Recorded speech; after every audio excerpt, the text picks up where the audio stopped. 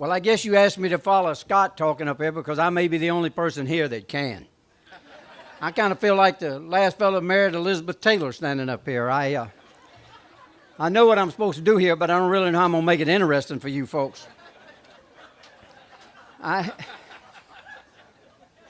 have to tell you honestly, I've had the pleasure, Scott, working with you over the years.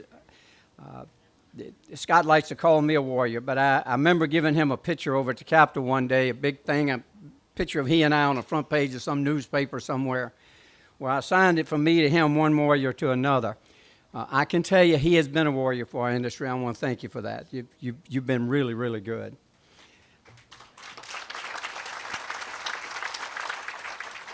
Now, I want to tell you, just so you know, I drilled my first well for myself in this state in 1972. Price of oil was $2.85 a barrel. Natural gas was 13 cents. Borrowed $4 million when Jimmy Carter was president at 21% interest to build the largest drilling rig ever built in North Louisiana, drilled to 15,000 feet, vertical. Only to watch oil had gone up to $40, go back down to $8. We were leveraged at 25. I have been through what many of you are going through at this moment. But I can tell you there are cycles in this industry, and this cycle too will end. And it does get better. I can tell you it gets better because of what you do in the industry and how you come up with whatever's required to make it function.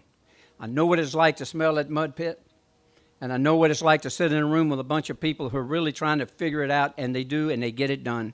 And that's what happens in this industry. Now, I drilled that well in 1972. I came down here in 1979. And right now, I'm your worst nightmare. I am a term-limited senator. I can do any damn thing I want to do. And I can tell you the truth, and I don't have to campaign for anything. I'm telling you this.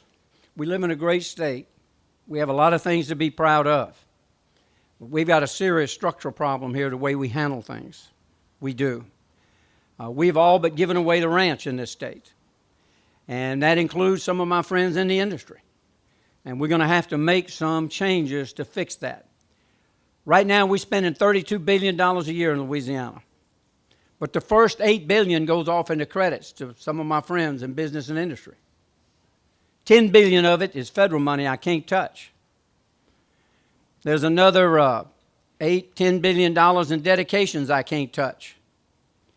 Now, I come down to this session, I got to cut $1.6 billion out of this budget. You know how much money I got to work with?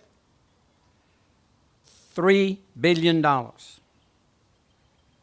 We got to cut, myself, Harrison, all these other legislators in here, we got to cut out of $3 billion, we got to cut 1.6. That's every university and every hospital in this state. If we do that, on July 1, you will have the largest exodus of employed people in this state we've ever had. There will be thousands of people without jobs.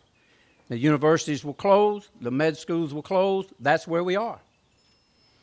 And whoever you send here to follow us in January, my guess of next year or February, is going to be down here trying to fix it, because at the end of the day, we as legislators will do everything we can, but you cannot get it done unless you got leadership from the top. There's 144 of us. And one guy can't get it done. What I'm asking you as friends of mine, I'm asking you to be open-minded. I'm asking you to offer up to put some skin in the game. This state's worth fighting for God's sakes. It's a great place. You know what state in America has got more men and women in uniform than any other state in America? Per capita, the state of Louisiana. We're patriots in this state. 41% of America is in the Mississippi River Valley, and it drains to one place.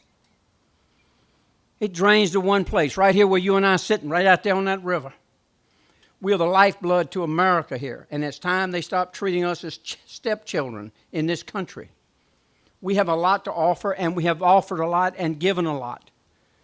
We need their help, and we need help of good leadership. So I'm just saying to you, on this day, I'll share with you this last story, and then I'm going to sit down. I like to hunt, and I love to bird hunt. I hunt quail, I hunt pheasant. I love it. I'll pick up, if they told me I'd go hunt, I'd leave this session right now. I was in Kansas on a hunt. I was in a room with a bunch of farmers one night for dinner. And this school board member from Kansas, he walks up to me, he said, Senator, he said, I just don't get it. He said, I've been down there to New Orleans. I walked those streets, and I watched those boats float by above my head.